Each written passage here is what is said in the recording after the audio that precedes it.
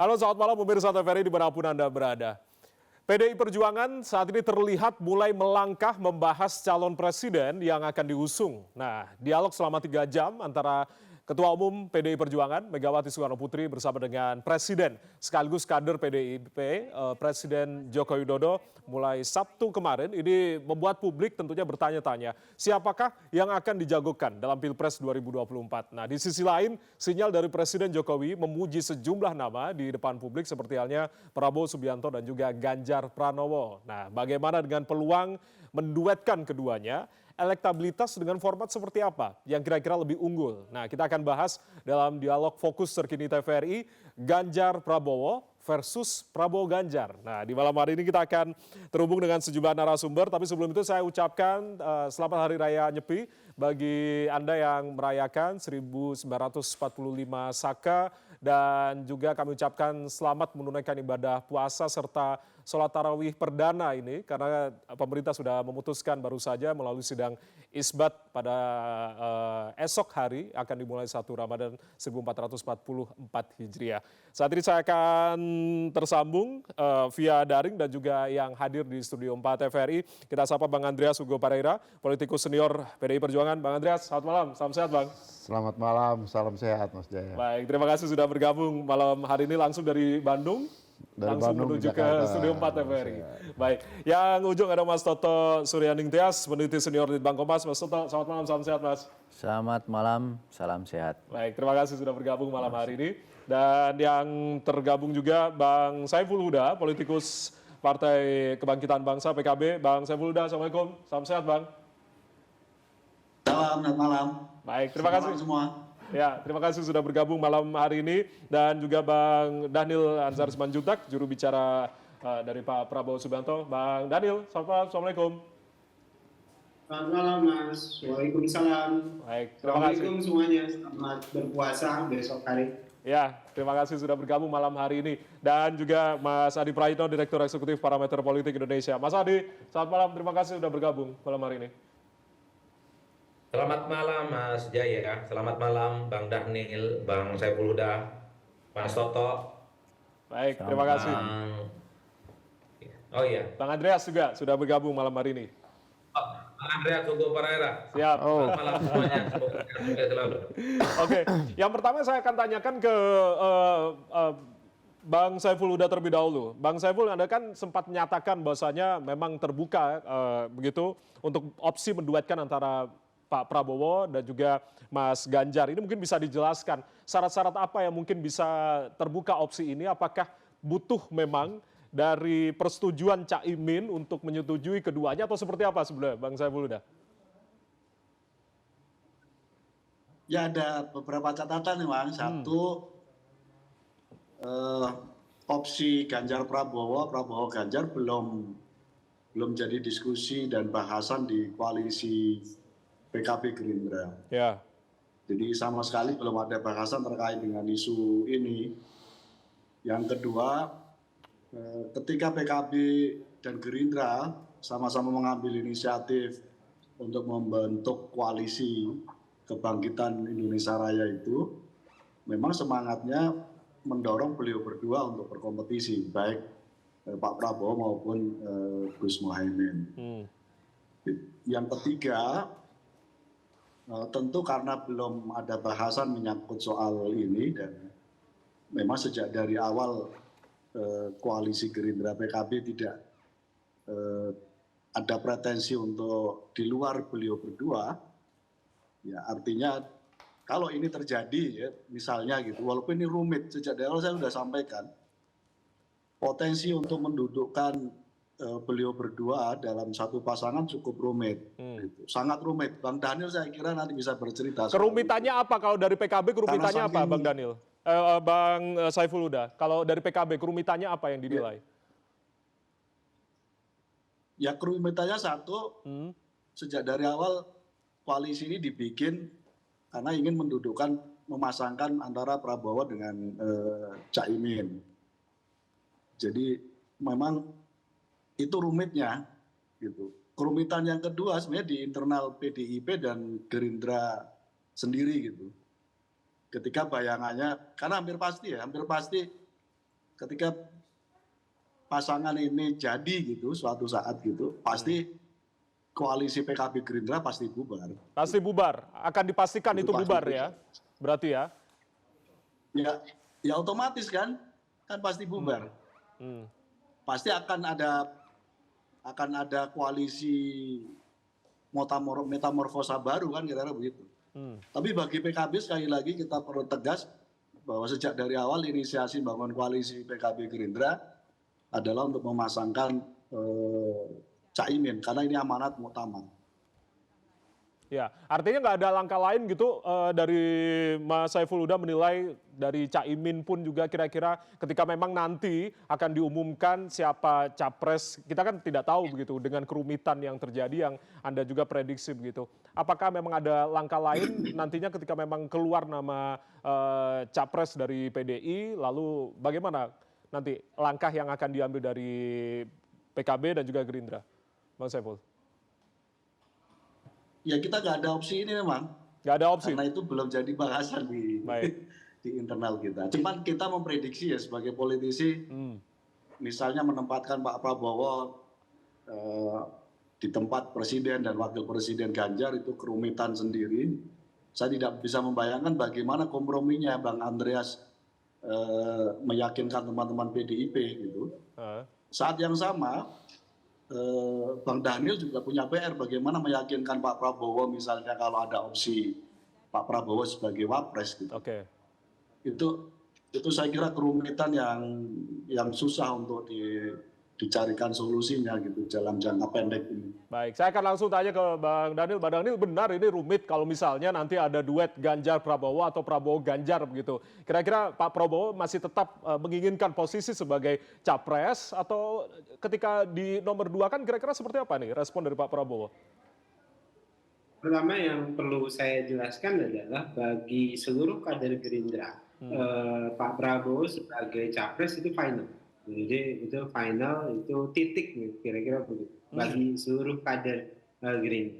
Itu pertama. Kemudian yang kedua, tadi seperti dijelaskan oleh Kang Huda, koalisi Gerindra dan PKB itu adalah koalisi yang memang dibentuk untuk membangun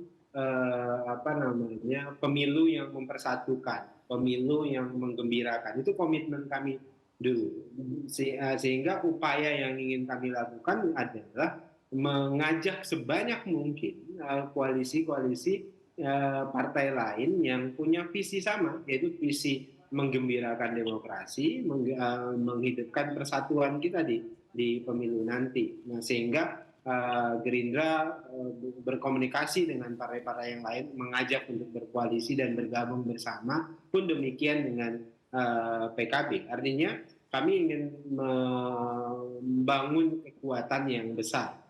Kedua, tapi catatannya adalah di koalisi Gerindra dan PKB ini salah satu postulat yang penting yang menjadi akad lah, sebut begitu. Akad koalisi itu adalah presiden dan calon presiden dan calon wakil presiden itu nanti akan ditentukan oleh Pak Prabowo dan Gus Muhaimin. Okay. Jadi beliau berdua itu diberikan mandat oleh Gerindra dan PKB untuk menetapkan calon presiden dan calon wakil presiden yang akan dikoalisi, yang akan diusung oleh koalisi.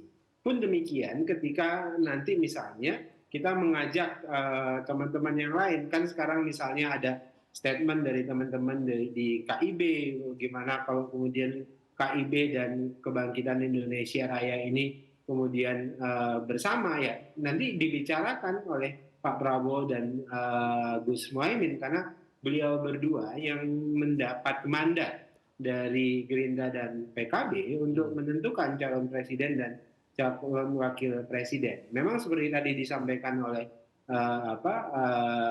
Kang Huda, kita belum pernah bicara opsi yang lain. Nanti kemudian kita akan matangkan, tentu yang paling punya otoritas dan otoritatif begitu ya beliau berdua, dalam hal ini Pak Prabowo dan Gus Muhaimin. Baik, Bang Daniel, artinya kalau tadi Pak Prabowo sudah final sebagai capres, artinya ini masih ada kemungkinan Prabowo Ganjar. Kalau Prabowo Ganjar seperti apa? Kira-kira mengendaki ya kalau Gerindra Prabowo Ganjar? Tadi yang saya sebutkan catatan kakinya lah, catatan kaki yang paling penting itu adalah capres dan cawapres koalisi Gerindra dan PKB itu ditentukan oleh Pak Prabowo dan Gus Muhaimin. Beliau berdua bermufakat siapa yang akan diusung, presidennya siapa dan cawapresnya siapa. Jadi otoritas sekarang kunci untuk maju menjadi capres dan cawapres sekarang ada di tangan Pak Prabowo dan ada di tangan Gus Muhaimin. Kira-kira begitu. Baik, itu kalau dari Koalisi Kebangkitan Indonesia Raya. Saya akan langsung ke Bang Andreas. Bang Andreas, artinya kalau berbicara terkait dengan kemungkinan-kemungkinan. Nah, kemarin kan 3 jam Bu Mega sama Pak Jokowi berdialog begitu. Artinya adakah obrolan terkait dengan Ganjar Prabowo atau Prabowo Ganjar atau seperti apa, Bang Andreas? Bocorannya kemarin. Yang pasti Pak Jokowi sendiri sudah menyampaikan bahwa ya obrolan-obrolan itu termasuk obrolan yang menyangkut ya pencapresan. Di samping kalau Ibu Mega dan Pak Jokowi bertemu itu bukan hanya itu pasti, karena banyak hal yang lain. Ada pembicaraan yang menyangkut koridor kebangsaan, kenegaraan. Koalisi juga dibahas ya? Ya tentu ada juga pembicaraan-pembicaraan yang menyangkut ya kepartaian, karena beliau adalah kader partai juga. Sehingga itu dan itu biasa gitu, itu biasa.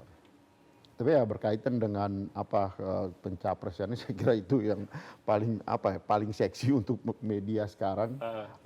Dua-duanya elektabilitasnya tinggi kan, begitu loh. Ya, kira-kira PDI bagaimana? Saya kira itu semua orang juga udah tahu gitu. Kalau itu sih semua sudah jadi rahasia umum gitu. Dan kalau soal elektabilitas kan dari kemarin-kemarin juga bahkan dari setahun yang lalu kita sudah bisa melihat gitu kan. Tapi kan itu tadi gitu, artinya bukan hanya soal elektabilitas, karena elektabilitas itu kan dinamis kan, dan dia bisa berkembang dan kini waktu masih berjalan ke depan kan. Nanti Mas Soto juga jadi akan ada aspek kualitatif juga yang harus dipertimbangkan, dan itu ya di PDI Perjuangan saya kira Ibu Mega selalu memperhatikan itu, bagaimana pemimpin itu bisa menghadapi berbagai macam persoalan-persoalan. Jadi aspek kualitas diri kepemimpinan itu penting. Nah, karena menjadi presiden untuk 5 tahun ke depan, dan PDI Perjuangan pasti mencalonkan untuk menang gitu. Mencalonkan untuk menang gitu. Artinya untuk posisinya harus posisi capres kah atau cawapres? Kalau itu juga Ibu Mega sudah sampaikan kan, bahwa di HUT partai itu kan sudah disampaikan bahwa kader calon presiden itu adalah kader PDI Perjuangan dan sudah ada di tangan beliau gitu. Tetap posisi capres ya artinya PDI ya? Saya kira semua orang sudah tahu itu semua orang tahu. Tapi ya kembali pada pembicaraan menuju 2024 ini kan makin dekat, dan saya kira di sini kita semua ya dalam posisi memperhatikan gitu ya. Termasuk ya kita ini memperhatikan. Saya lihat menarik bagaimana peran dari Pak Jokowi kan.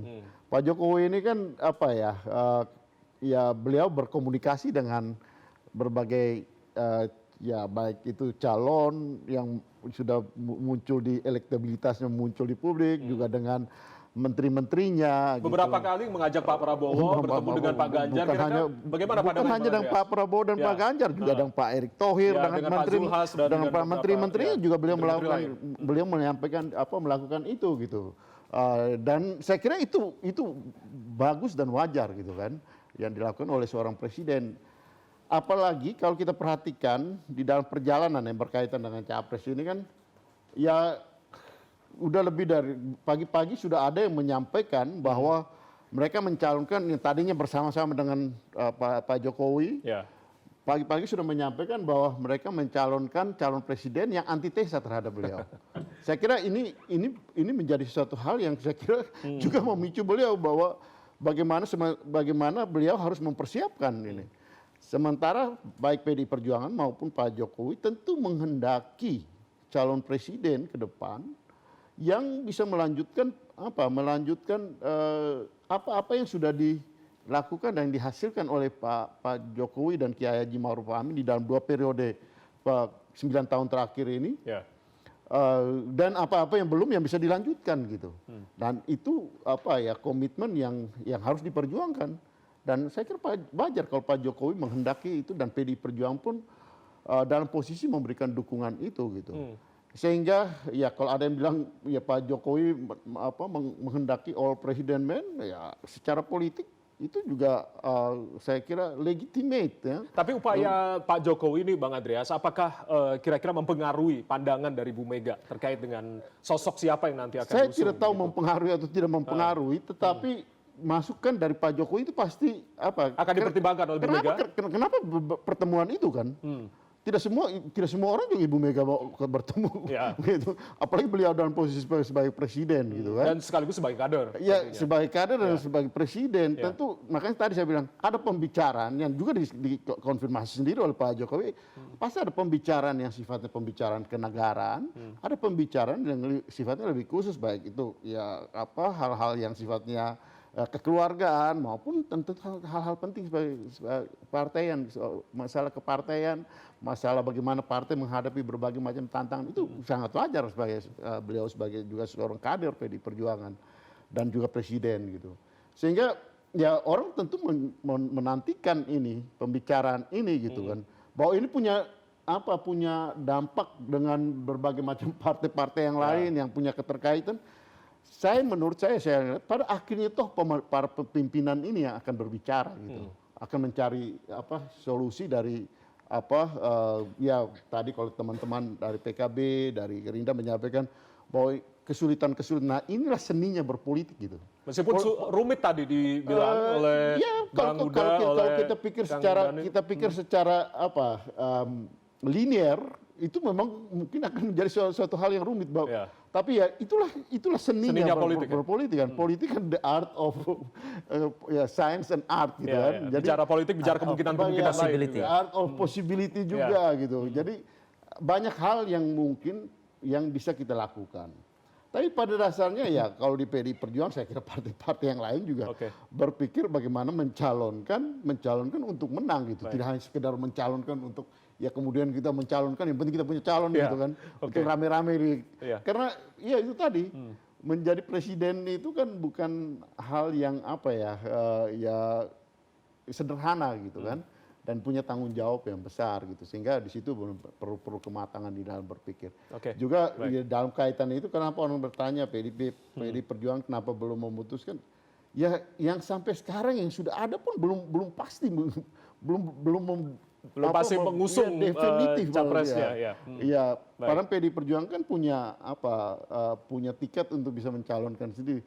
Karena itulah perlu pertimbangan-pertimbangan yang matang dan momentum untuk memutuskan dan kemudian mendaftarkan itu menjadi sesuatu yang definitif. Baik. Penting gitu.